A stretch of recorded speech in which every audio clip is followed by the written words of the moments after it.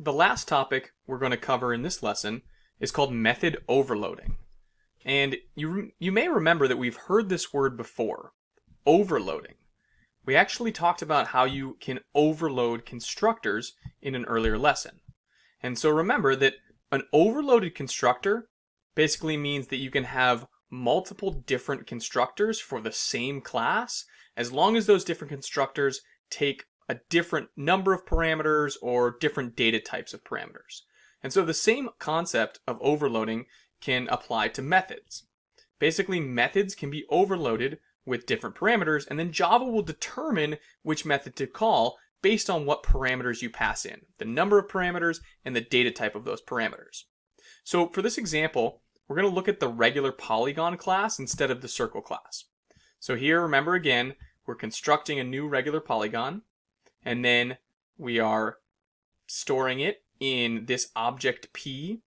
And then down here we have two different methods, add sides with no parameters and add sides with a single int parameter.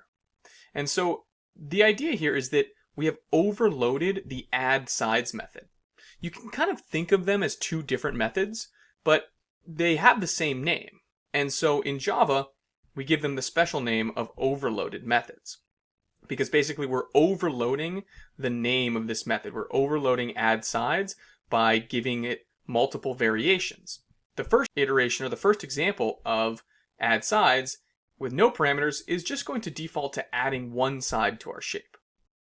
The second version of add sides takes a parameter, and this allows us to specify how many sides we want to add to our polygon.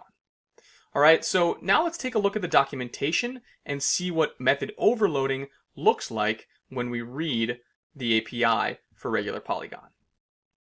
Okay, so regular Polygon has actually 4 different constructors. Now these are all considered overloaded constructors. We have the default, creates an equilateral triangle with side length 1.0. Regular Polygon, where you pass in the length of the side, that creates an equilateral triangle with that given side length. Regular Polygon, if you pass in an int, it's just going to create a regular polygon with the given number of sides.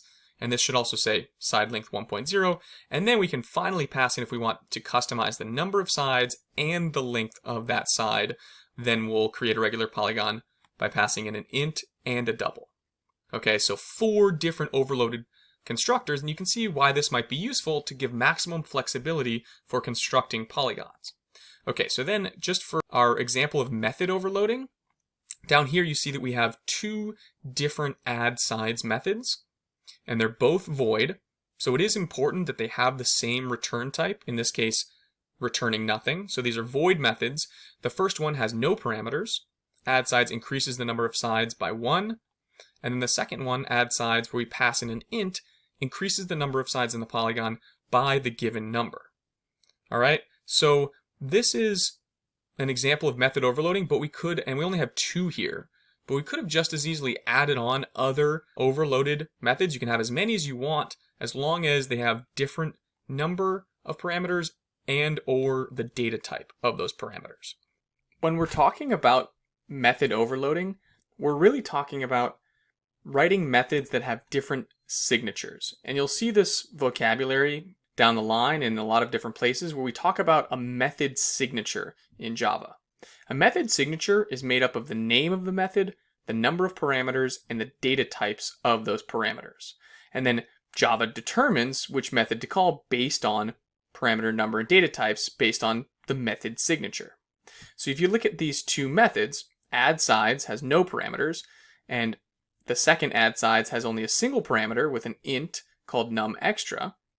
The signatures of these 2 methods are different, because although they have the same name, this second one has a single parameter that's an int. And if this had a single parameter called an int as well as a parameter, then these 2 methods would have the same signature.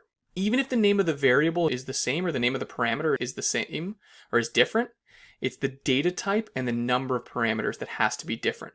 Because if you had 2 different methods that had the same signatures, well, that would be like 2 people having the same signature, and we wouldn't be able to verify, or Java wouldn't be able to verify, which method to basically call when you are calling this function, or which method to use when calling this function.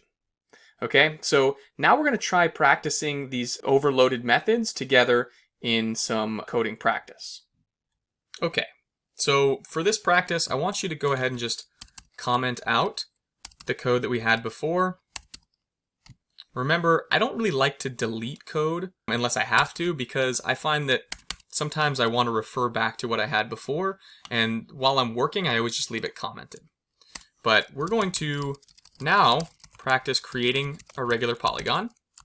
Call it P, call the constructor, and let's see, I want to, actually let's call this one, to be more specific, hexagon.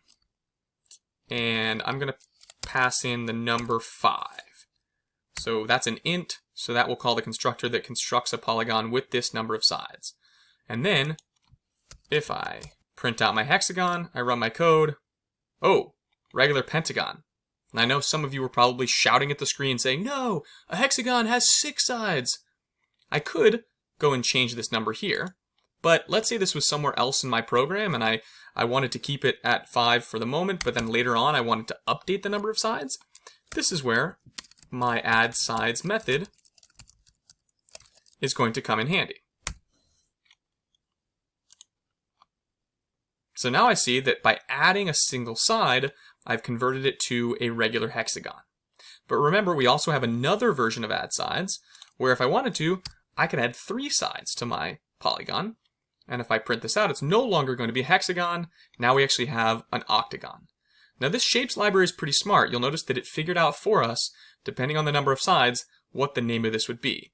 This is going to be built into the code, and eventually when you design your own classes, you can think about how that's happening. Now you are finally becoming a fully fledged Java programmer. You are now able to write your own classes with constructors and define the methods that make up the behaviors of those classes. Before you know it, you're going to be writing your own classes and even designing your own software packages.